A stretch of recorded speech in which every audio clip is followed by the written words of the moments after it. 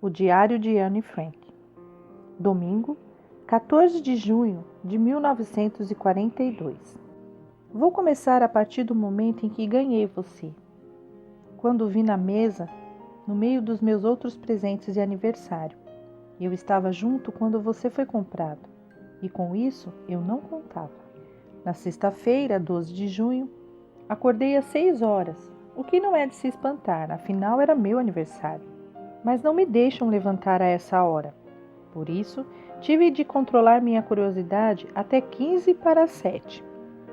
Quando não dava mais para esperar, fui até a sala de jantar, onde a gata me deu as boas-vindas, esfregando-se em minhas pernas. Pouco depois das 7 horas, fui ver papai e mamãe, e depois fui à sala abrir os meus presentes. E você foi o primeiro que vi, talvez um dos meus melhores presentes. Depois, em cima da mesa havia um buquê de rosas, algumas peônias e um vaso de planta. De papai e mamãe, ganhei uma blusa azul, um jogo, uma garrafa de suco de uva, que na minha cabeça deve ter um gosto parecido com o do vinho. Afinal de contas, o vinho é feito de uvas. Um quebra-cabeça, um pote de creme para o corpo, 2,50 florins e um vale para 2 livros. Também ganhei outro livro, Câmara Obscura, mas Margot já tem, por isso troquei o meu por outro. Um prato de biscoitos caseiros, feitos por mim, claro, já que me tornei especialista em biscoitos. Montes de doces e uma torta de morangos da mamãe. E uma carta da avó, que chegou na hora certa, mas claro, isso foi só uma coincidência. Depois, Ranelli veio me pegar e fomos para a escola. Na hora do recreio, distribuí biscoito para os meus colegas e professores, e logo depois estava na hora de voltar aos estudos. Só cheguei em casa às 5 horas, pois fui à ginástica com o resto da turma. Não me deixam participar, porque meus ombros e meus quadris tendem a se deslocar. Como era meu aniversário, pude decidir o que os meus colegas jogariam e escolhi vôlei. Depois, todos fizeram uma roda em volta de mim, dançaram e cantaram parabéns para você. Sábado, 20 de junho de 1942. Fiquei alguns dias sem escrever porque queria, antes de tudo, pensar sobre o meu diário. Ter um diário é uma experiência realmente estranha para uma pessoa como eu. Não somente porque nunca escrevi nada antes, mas também porque acho que mais tarde ninguém se interessará, nem mesmo eu, pelos pensamentos de uma garota de 13 anos. Bom, não faz mal. Tenho vontade de escrever e uma necessidade ainda maior de desabafar tudo que está preso em meu peito. O papel tem mais paciência do que as pessoas. Pensei nesse ditado num daqueles dias em que me sentia meio deprimida e estava em casa, sentada, com o queixo apoiado nas mãos, chateada e inquieta, pensando se deveria ficar ou sair. No fim, fiquei onde estava, matutando. O papel tem mais paciência. E como não estou planejando deixar ninguém mais ler esse caderno de capa dura, que costumamos chamar de diário, a menos que algum dia encontre um verdadeiro amigo, isso provavelmente não vai fazer a menor diferença. Agora voltei ao ponto que me levou a escrever um diário. Não tenho um amigo. Vou ser mais clara, já que ninguém acreditará que uma garota de 13 anos seja completamente sozinha no mundo. E não sou. Tenho pais amorosos e uma irmã de 16 anos. E há umas 30 pessoas que posso considerar amigas. Tenho uma família, tias amorosas e uma casa boa. Não. Aparentemente, parece que eu tenho tudo, exceto um único amigo de verdade. Quando estou com amigas, só penso em me divertir. Não consigo me obrigar a falar nada que não sejam bobagens do cotidiano. Parece que não conseguimos nos aproximar mais, e esse é o problema. Talvez seja minha culpa, não confiarmos umas nas outras. De qualquer modo, é assim que as coisas são, e não devem mudar, o que é uma pena. Foi por isso que comecei o diário. Para destacar em minha imaginação a imagem da amiga, há muito tempo esperada, não quero anotar nesse diário fatos banais do jeito que a maioria faz. Quero que o diário seja minha amiga, e vou chamar essa amiga de Kitty.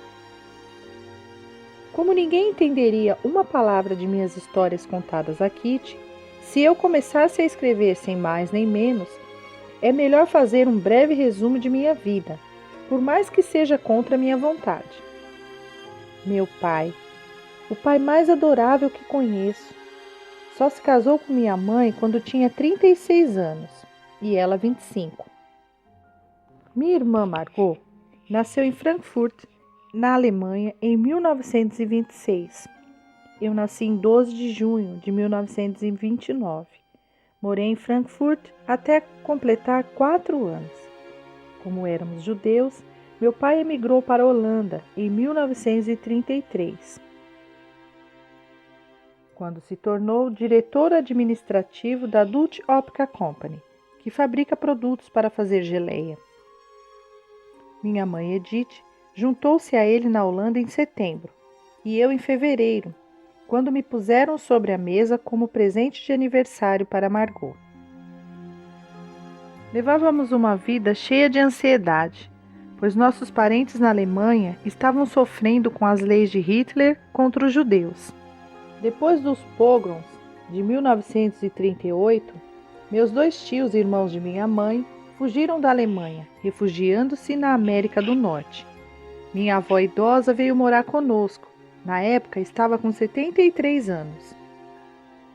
Depois de maio de 1940, os bons momentos foram poucos e muito espaçados. Primeiro veio a guerra, depois a capitulação, em seguida a chegada dos alemães.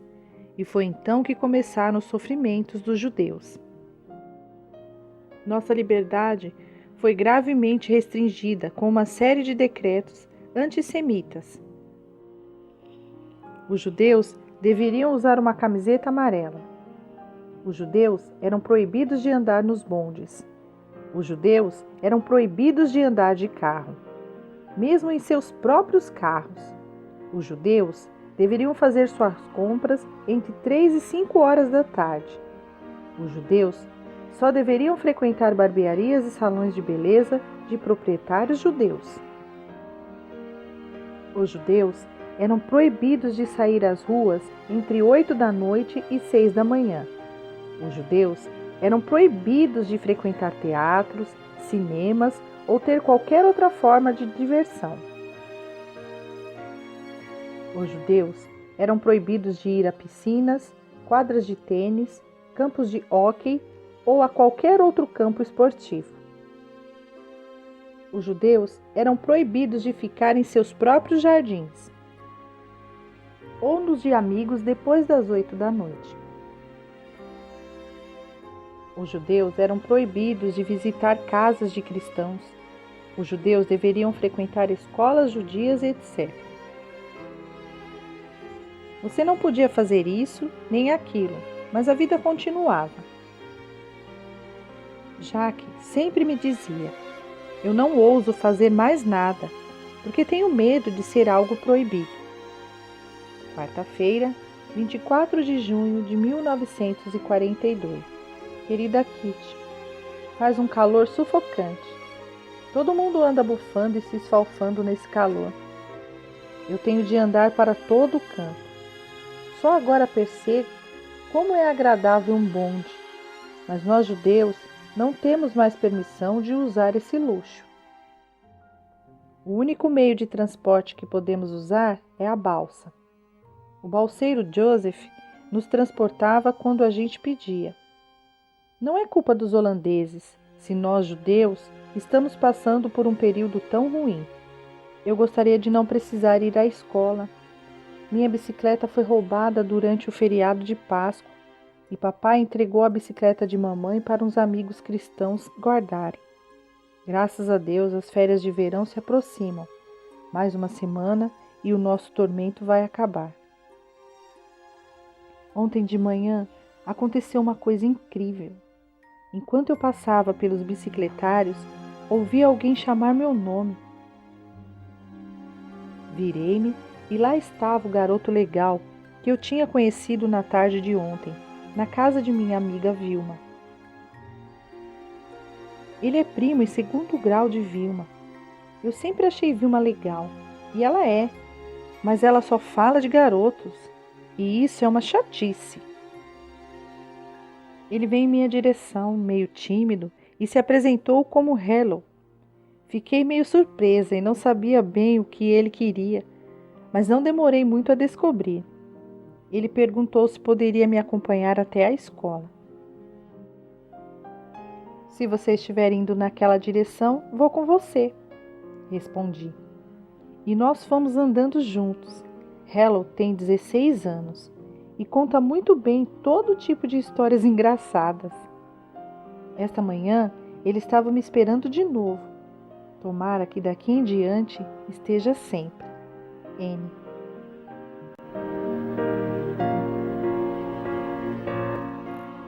E esse foi um trecho do livro O Diário de Anne Frank.